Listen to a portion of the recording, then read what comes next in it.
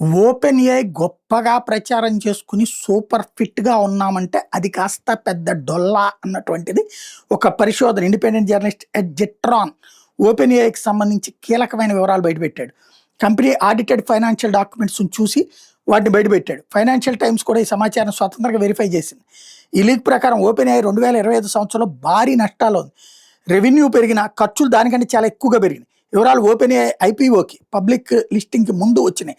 2024-25 ఆర్థిక వివరాలు చూస్తే 2024 ఆదాయం సుమారు $3.7 బిలియన్, సుమారు 31,000 కోట్లు. ఖర్చులు $12.5 బిలియన్. R&D రీసెర్చ్ అండ్ డెవలప్మెంట్కి 7.81 బిలియన్, మార్కెటింగ్ 1.11 బిలియన్ ఖర్చు అయింది. ఆపరేటింగ్ నష్టం $8.8 బిలియన్. కంపెనీకి అందుబాటులో ఉన్న నికర నష్టం సుమారు $5.1 బిలియన్. 2025లో ఆదాయం $13.07 బిలియన్ పెరిగింది. సంవత్సరం చివరికి నెలకి సుమారు $2 బిలియన్ వస్తున్నాయి. కానీ మొత్తం ఖర్చులు $34 బిలియన్ చేయండి. R&Dకి మాత్రమే $19.18 బిలియన్.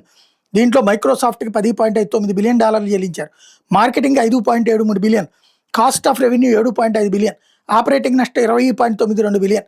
కంపెనీకి అందుబాటులో నికర నష్టం $38.53 బిలియన్, సుమారు 3,20,000 కోట్లు నష్టంలో ఉంది ఏఐ. ఓపెన్ ఏఐ అన్నది తేలుతోంది. ఆదాయం 3-4 రెట్లు పెరిగిన, ఖర్చులు దాదాపు 3 రెట్లు పెరిగినాయి. R&D మరియు మార్కెటింగ్ ఖర్చులు భారీగా ఉన్నాయి. 2025లో సాఫ్ట్ బ్యాంక్ నుండి $867 మిలియన్, మైక్రోసాఫ్ట్ నుంచి $300 బిలియన్ల ఆదాయం వచ్చింది. ఎడ్జిబ్రాన్ అభిప్రాయం ప్రకారం ఓపెన్ ఏఐ ఆర్థిక స్థితి చాలా ఆందోళనకరంగా ఉంది.